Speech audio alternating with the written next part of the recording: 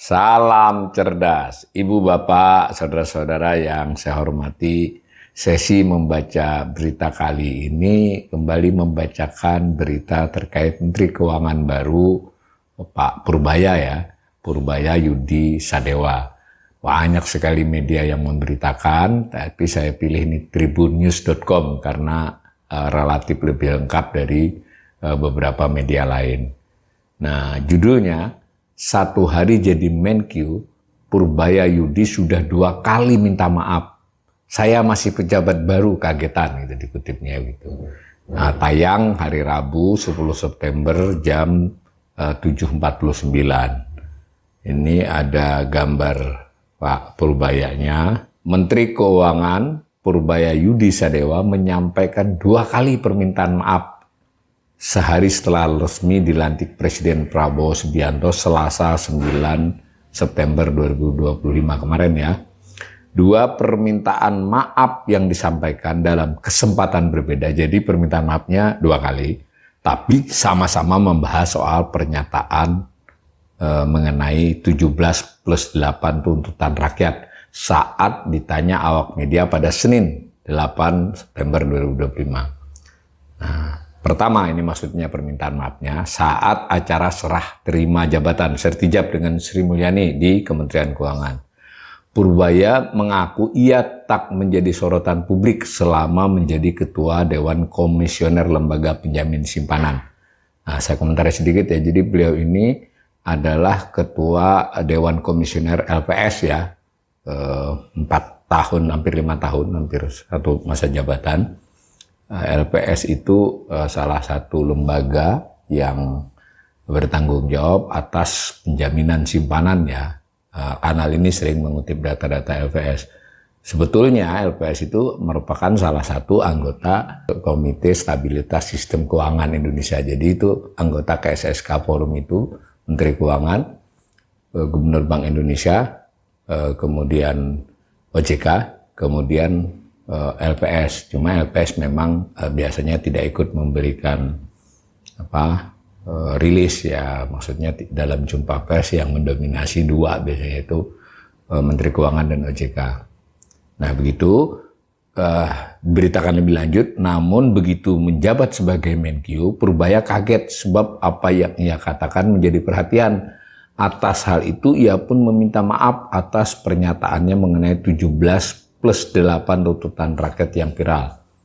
Nah, ini dikutip soal dia waktu di LPS sih nggak ada yang monitor, ini pernyataan langsungnya. Jadi saya tenang, ternyata di keuangan beda Ibu. Ini ngomong ke waktu Sertijab, salah ngomong langsung dipelintir sana sini, kata Purbaya usai Sertijab Selasa. Ini penting ini ya menurut saya kalau ini benar, tapi betul saya cek tadi bahwa dia katakan salah omong langsung dipelintir sana sini. Artinya permintaan maaf itu dalam arti dia nggak dipelintir salah ngomong, tapi pelintirannya banyak, kira-kira gitu. Ini dulu 1 poin dari berita ini ya. Nah, jadi kemarin kalau ada kesalahan saya mohon maaf, ke depan saya akan lebih baik lagi ibunya. Sebagai pejabat baru, lanjut Purbaya, ia mengaku kaget saat mengetahui reaksi publik dan pemberitaan media atas dirinya. Nah, sebab dia mengaku selama ini kayak koboi lah begitu ya. Saya masih pejabat baru, menterinya juga menteri kagetan. Ini poin kedua dari berita ini dan berita lainnya. Bahwa dia sudah mengaku dia kagetan gitu ya. Artinya ini juga buat kita pemirsa ya harus tahu bahwa yang diangkat juga kaget. Jadi orang lain kaget, lebih kaget itu wajar ya, kok dia yang jadi Menteri Keuangan. Nah, sedangkan permintaan maaf kedua, tapi isinya sama, itu disampaikan lagi setelah rapat terbatas, ya klarifikasi lah. Purbaya menegaskan pernyataannya adalah menyoroti kondisi masyarakat yang tengah kesulitan akibat tekanan ekonomi.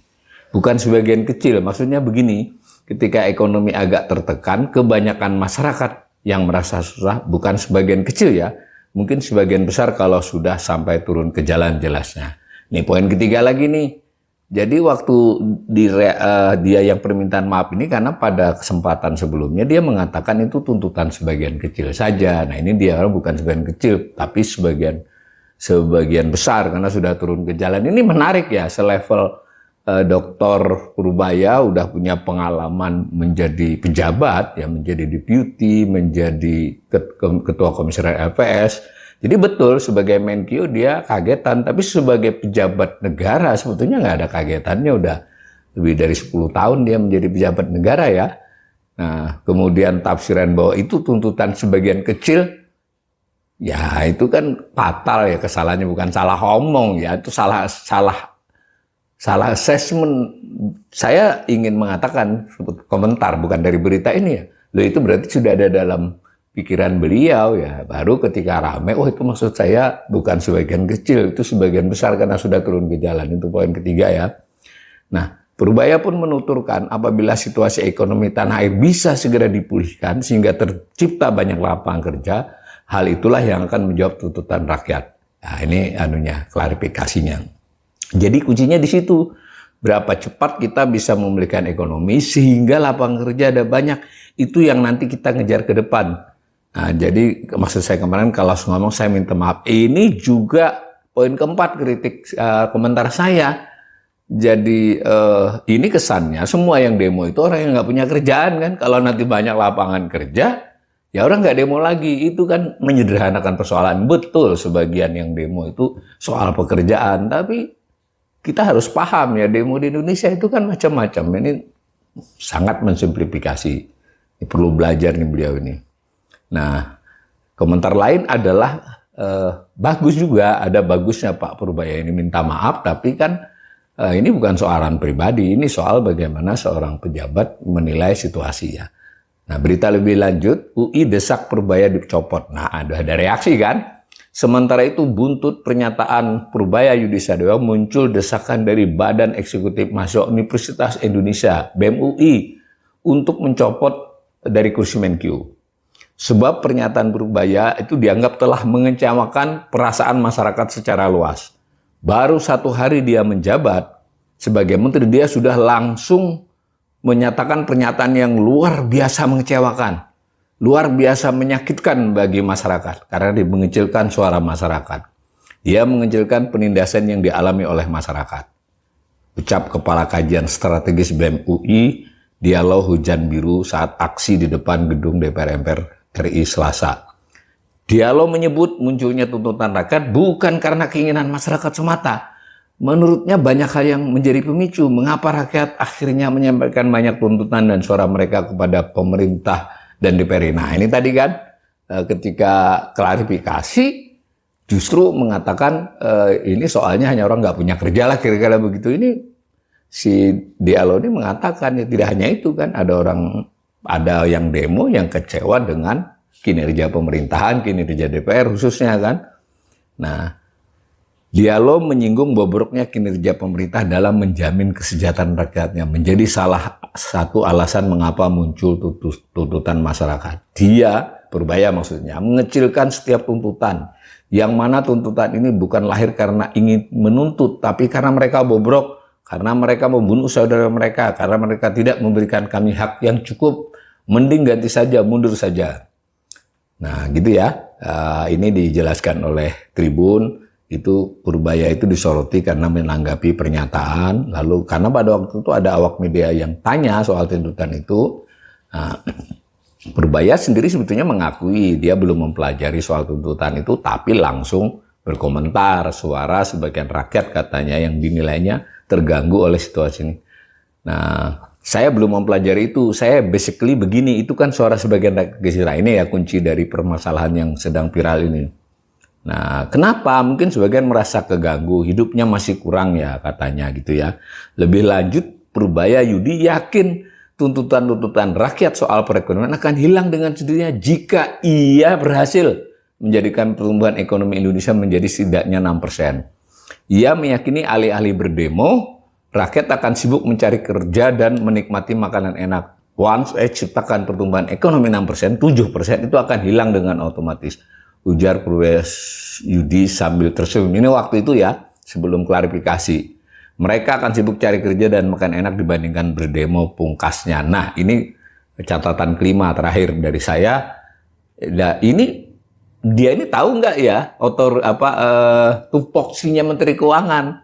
Jadi seberapa sih wewenang Menteri Keuangan menurut aturan maupun menurut powernya, sehingga bisa memastikan atau sekurang-kurangnya dia menyatakan menciptakan pertumbuhan ekonomi 6-7%. Ingat, Menkyu itu hanya kebijakan fiskal ya, ada kebijakan moneter, ada kebijakan sektorial, dan jangan lupa itu adalah sebetulnya arah dari Presiden. Ini Menteri Keuangan yang baru ini sudah, ya makanya banyak bilang ini omong gede ya. Kalaupun mau 6 atau 7% itu tidak mungkin kaitannya dengan hanya kinerja Menteri Keuangan. Jadi saya ciptakan pertumbuhan ekonomi, kayak begitu loh.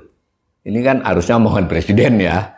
Nah, jadi saya kira apalagi orang katanya akan sibuk cari kerja makan enak dibandingkan berdemo. Jadi saya kira ini bukan soal pribadi ya. Kita sebetulnya bangsa ini, masyarakat, netizen, saya pun sebagai ekonom, ya kita selalu memberi kesempatan ya. Kalau ada pejabat, ya kita juga nunggu dia kebijakannya apa, kinerjanya apa. Tapi Pak Purbaya ini menurut saya pengecualian. Karena sebelum dilantik saja dia sudah ngomong begitu, setelah dilantik dia klarifikasinya seolah-olah ini adalah salah omong. Bukan salah omong, itu salah penilaian.